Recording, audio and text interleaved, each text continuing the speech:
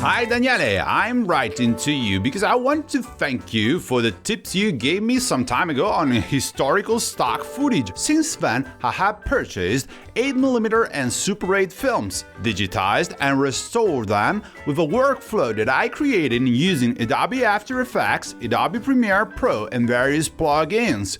The final quality is good considering that I use a cheap scanner for digitizing. Thanks to this project, I now earn almost 1,000 euros a month on the various Microstock agencies, Shutterstock, Getty, Pond5 and Dreamstime. I also often watch your videos on your YouTube channel, and I was surprised by the image quality of the latest scans you uploaded. How do you achieve this quality? Are they 8 or 16mm films? How do you find all that good material? I always check eBay, but I often don't find interesting reels, and this forces me to stop producing. Thank you for your advice, podcasts, and everything you publish. They are very useful for those who want to make money.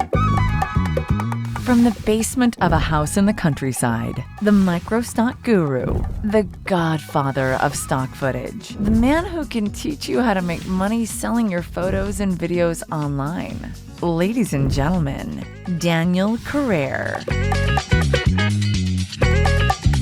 This message was written to me by Filippo Carlotti, a listener of the Italian version of the podcast. His story tells us one important thing. We can no longer expect to make money with Microstock without a method or without having the mindset of an entrepreneur. Filippo wrote to me a year ago, inspired by what I was doing with my historical films, and a year later he reached 1,000 euros a month, proving that creating niche content with powerful workflows, it always pays. I am already in a later stage of the business. This year, I invested a lot of money in a professional scanner to digitize films, and I worked hard to optimize my production workflows. The last videos I published on YouTube are all 8mm and Super 8 films. If you click on the link of the description of the episode, you'll get to a page where you'll find the text of the podcast, links, and also an incredible home movie set in New York in 1970 that I restored. It looks like Mean Streets of Martin Scorsese, but it's real life, not fiction. Restoring this kind of film is not just a matter of earnings on Microstocks. Knowing that I have saved a piece of history that would otherwise have been lost, it's a great satisfaction for me. Answering our friends' questions, to sell that kind of footage, I used to make agreements with the filmmaker, or most often with their heirs. I can find all these films thanks to my digitization service at thetelecinema.com or thanks to my YouTube channel, which is viewed by hundreds of thousands of people every month. Buying home movies on eBay, my friend, can be very dangerous for copyright reasons, so I don't recommend it. Many of you will wonder why I help the business of one of my competitors. I do it basically for two reasons. The first is that thanks to sharing information, the world can improve. And that world is the only world we have and in which I too live. The second is that I'm quite sure that I can be a better entrepreneur than my competitors. Since my project involves knowledge of SEO, knowledge of film restoration techniques, entrepreneurial skills, and more. So you had to be good not in just one thing to be better than me. Speaking of entrepreneurial skills, my opinion is that if you want to be more than average, unfortunately, the only way to do it is to invest money, which is very risky. But you have a good project, it is almost always worth it. That's why in the background of myself, at least if you're watching me on YouTube, you can see that fantastic film scanner I was talking about. It cost me years of debt, but it was certainly worth it. Otherwise, I will still be floating here in the limbo of mediocre producers of stock footage. Talking about the last episode, there are some updates and corrections I had to make. If you remember, I asked you for help on some questions that some of you were asking. Let's start with what happened to Giulio, who had experienced anomalous sales relating to a subject, the city of Poznan in Poland. Giulio was selling 5 images every 2 days shot in Poznan, and I asked what you thought. My friend Ruggero Piccoli came to our help. According to me, agencies first show the stock images with the most sales in descending order, then the newest content. If there are no sales and you are the last one who uploaded something, they rank you first.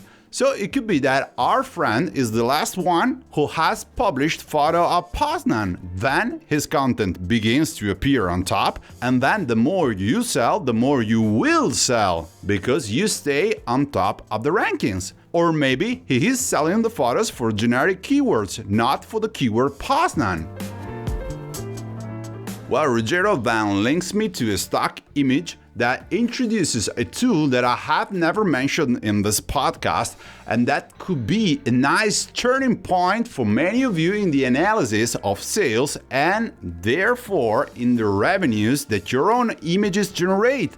It's a photo shot in Belgrade, Serbia. It portrays an anti-terrorist simulation where fake hostages kneel on the runway of the airport with fake terrorists threatening them. The tool lists the keywords searched by the customers who then bought that image. Terrorism 23.1%, hijacking same percentage, counter same percentage, airplane 15%, airliner 7%, hostage 7%. Then Ruggero adds,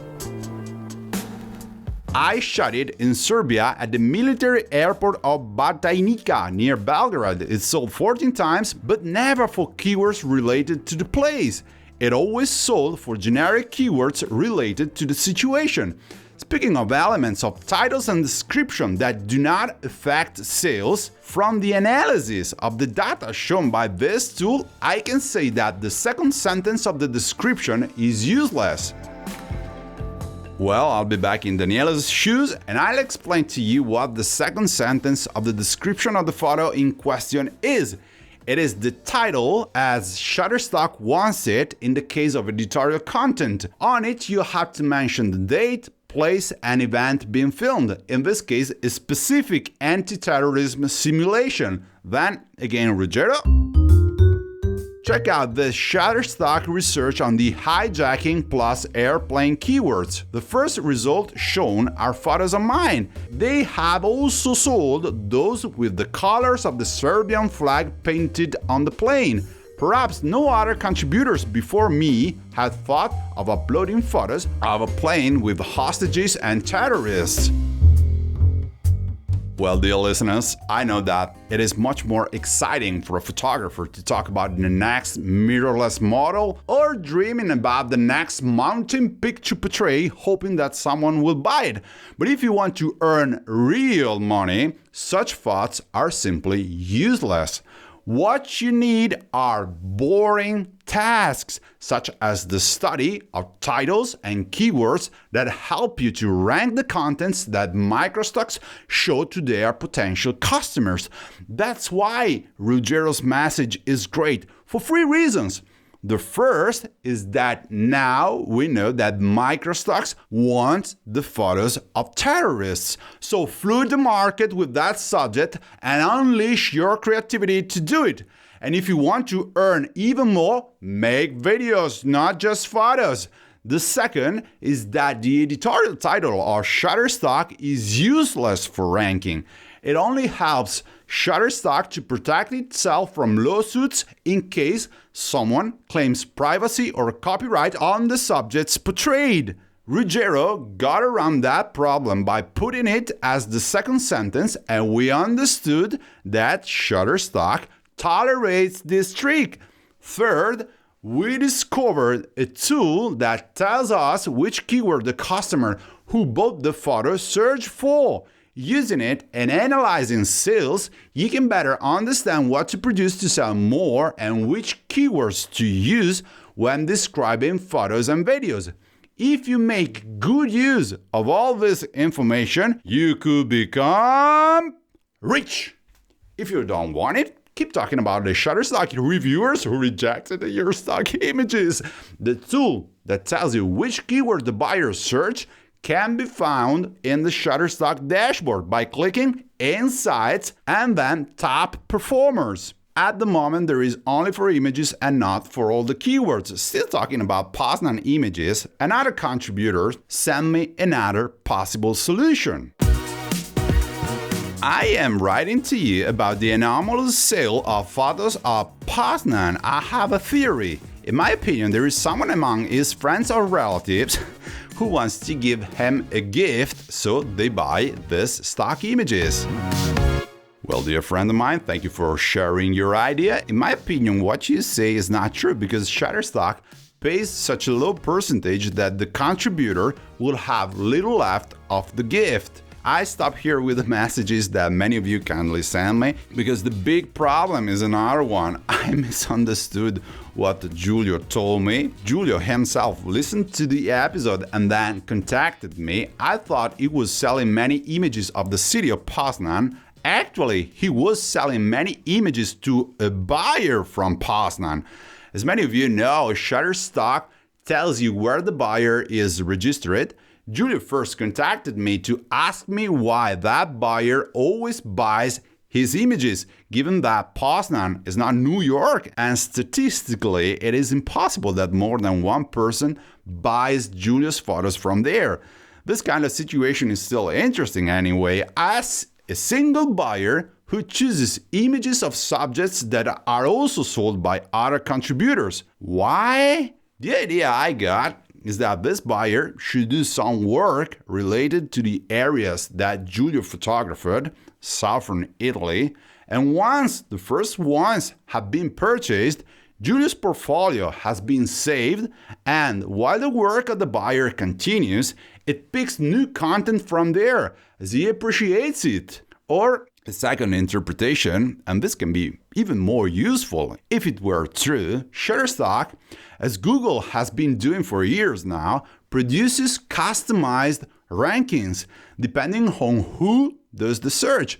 This is technically possible thanks to the cookies.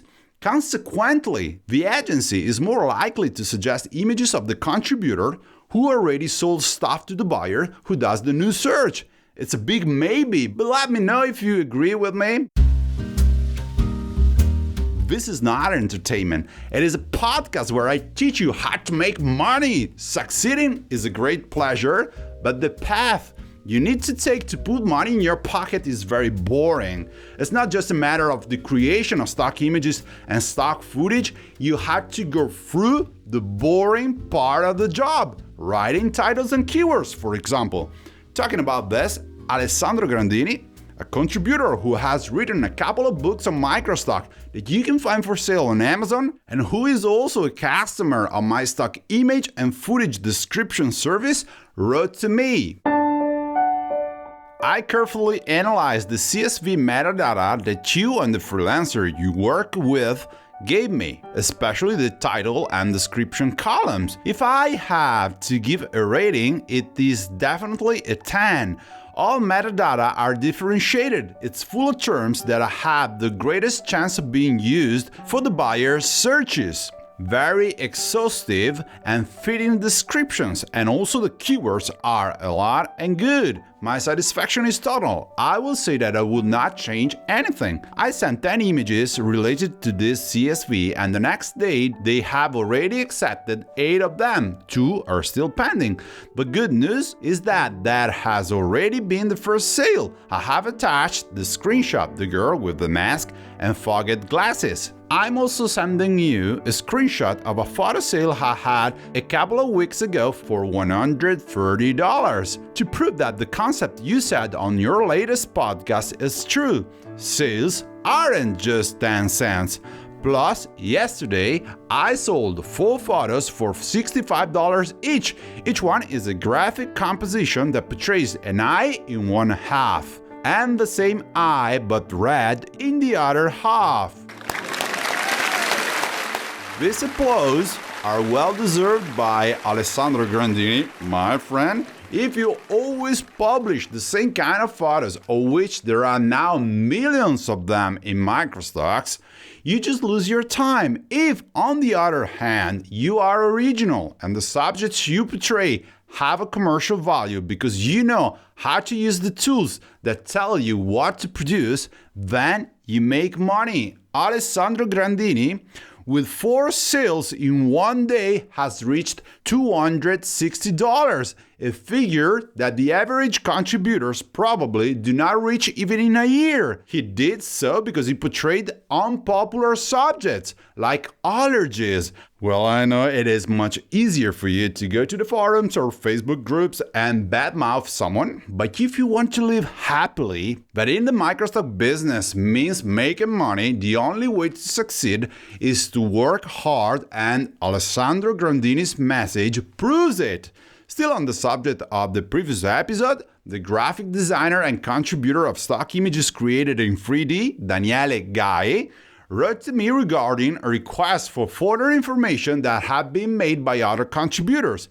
3D is a theme we've been talking about a lot in the last few episodes. We now know that there are various software to create three-dimensional images and videos. Their names are Unreal Engine, Unity, DOS, Blender, and Cinema 4D, for example. Along with software, there are also marketplaces where you can buy ready-to-use assets for your projects. But the other Daniele can help us more than I can do, so let me quote this message. DAZ Studio has its own store, DAZ Shop. What you buy there can only be used on the DAZ software, even if there is a plugin called Bridge that allows you to export what you create with DAZ Studio to import it in Blender, Cinema 4D, Unity, and Unreal Engine. Cinema 4D doesn't have a dedicated store, but it is compatible with a lot of formats like Blender. For both Cinema 4D and Blender, you can buy assets on TurboSquid and Sketchfab. The world of Unreal Engine is more complex. It's a software made by Epic Games, a giant in both video games and 3D graphics. Epic Games owns Unreal Engine and Quixel Megascans, and now the ArtStation site as well. Quixel Megascan is a library of over 16,000 assets and textures. It is a platform also accessible online with free registration. With a plugin called Quixel Bridge, you can export textures in Blender or Unreal Engine format. Regarding what Paula asked about Unreal Engine, I would like to help her. Unreal Engine is free and can be used for commercial purposes without any problems. A general rule for those who use 3D software for creating images and videos: as long as you produce by using paid assets, you can always sell your content for commercial purposes, unless you use a 3D model based on something that is protected by copyright, such as a Ferrari, a design lamp, or a piece of furniture. In this case, the Microstocks reject you for copyright infringement. All discovered from personal experience. I advise Paula, if she wants to use human beings created in 3D, not to buy the meta-humans, which require very powerful computers to be used, but the DAZ models. They are ultra-realistic if rendered properly and are super customizable. In Microstocks, you can easily find content that comes from DAZ, not only characters, but also environments. By the way, did you know that TurboSquid was bought from Shutterstock? Thanks, Daniele, for sharing the information. I'm quite sure there will be a lot of fun in the next few years for those who want to learn how to use 3D software, even by creating stock images and stock footage. Then I have a message from another contributor that I often quote in this podcast. His name is Alessandro Mancuso from Florence, who gives us some pretty interesting information. I wanted to let you know that lately I have been selling stock footage after just a few days from publication. In my opinion, agencies have started favoring new content on rankings, or maybe I just portrayed good subjects, as I focused on trending topics such as investment and metaverse. Thanks, my friend Alessandro. By the way, he sent me a frame from the footage he mentioned that you can see on the text of the podcast. The footage is about the metaverse, which should be a trend of the moment.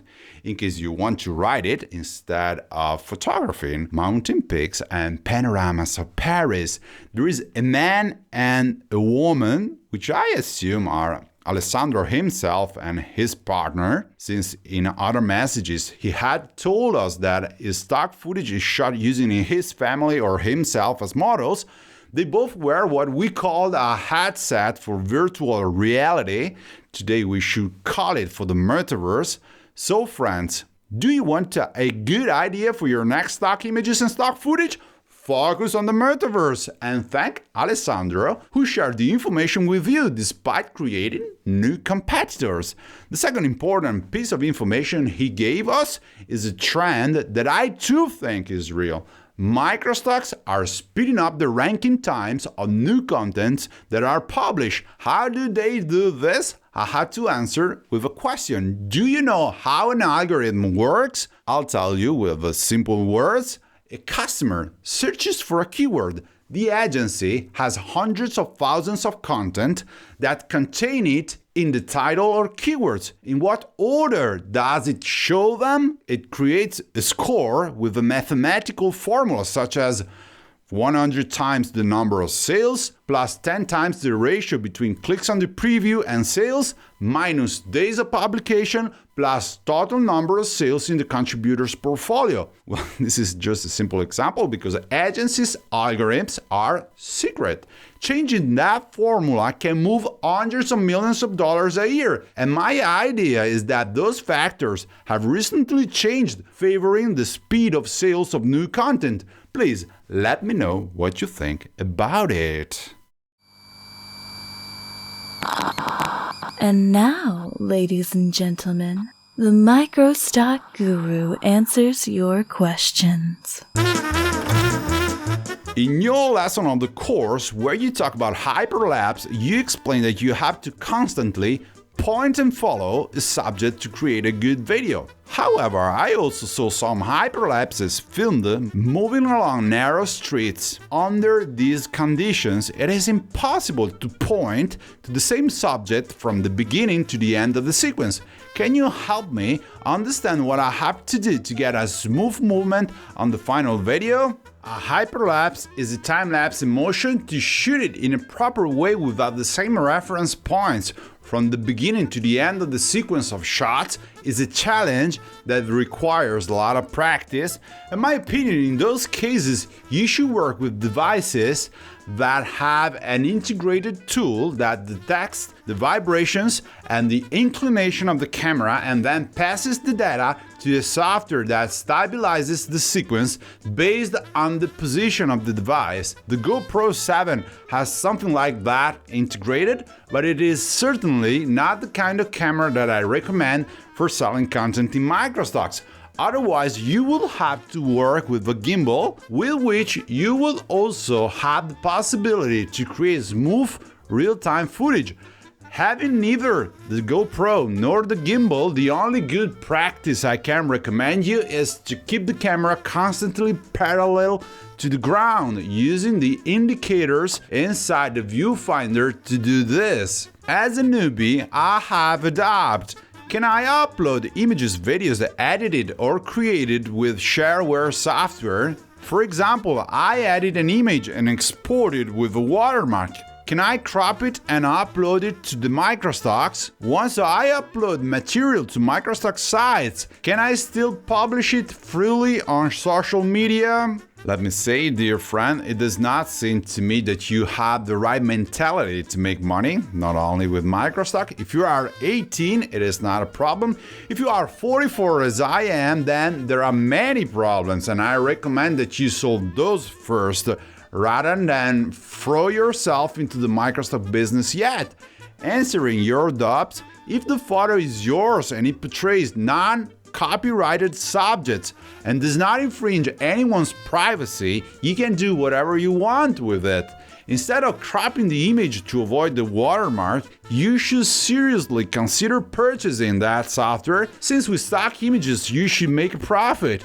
If you publish your stock image on any Microstock, it remains your property and you have no usage limits. You can republish it wherever you like, including social networks.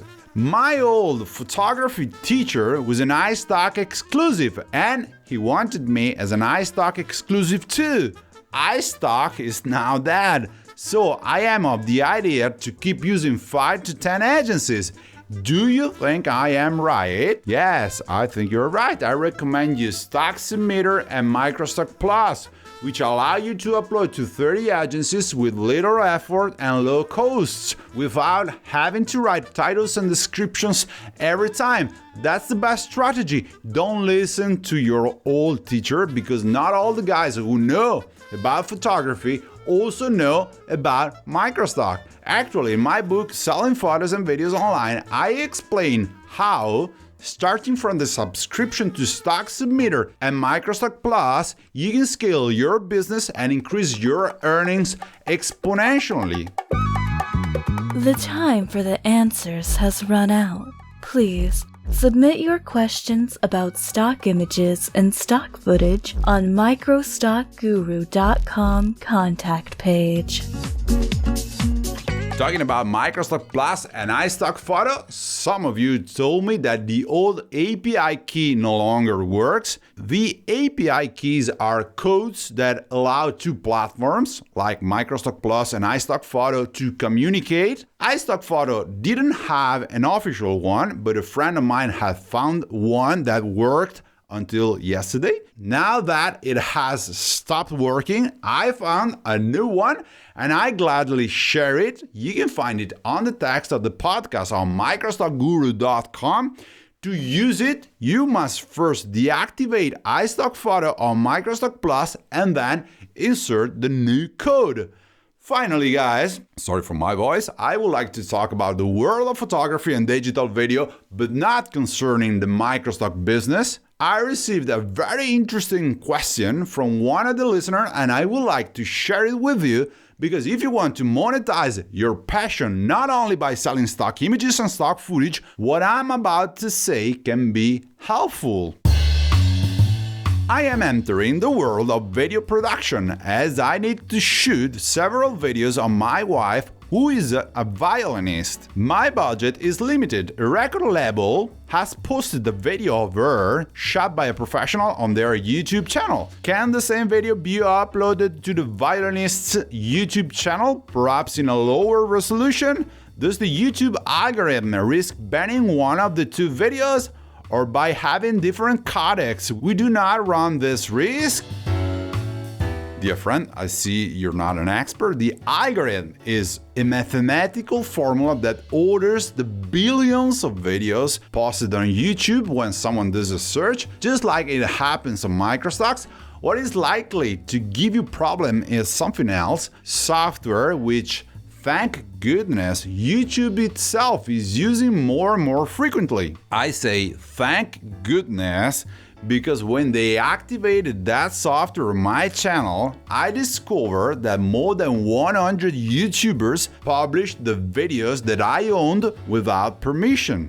Still, there is someone who downloads my videos illegally, republishes them on their accounts, YouTube reports it to me, I claim the copyright, and then they contact me telling me that in their opinion they can do whatever they want with my videos. This is not the case. YouTube itself provides you with a technology called Content ID that recognizes when the owners of the other channels use your video, even if they edit it with different codecs, another resolution, or make small changes to the footage. So in your case, the record label can block your video with the risk that YouTube will also warn you that it is the first step for the account ban. In other words, don't do it. Talking about Microstock, of course, if you decide to publish a channel where you upload your stock footage and maybe someone buys that footage, there is a way to avoid YouTube to block the videos made with your footage, as buyers paid for it, but I'll explain how another time, along with the strategy needed to give visibility to your content through YouTube, as I have been doing for years. Our time is running out, like in an old song by Muse. You can contact me if you want by using the contact form on Microstockguru.com, through which you can send me your questions about Microstock or share your experiences and information to help us make more money. The 19th episode of Sell Your Photos and Videos Online ends here, and I remind you that in life the important thing is not to have fun but to be happy. Bye. You've just listened to Sell Your Photos and Videos Online with your host, Daniele Carrer. Be sure to visit Microstockguru.com to access the show notes and discover fantastic bonus content to make more money with your stock footage and stock images.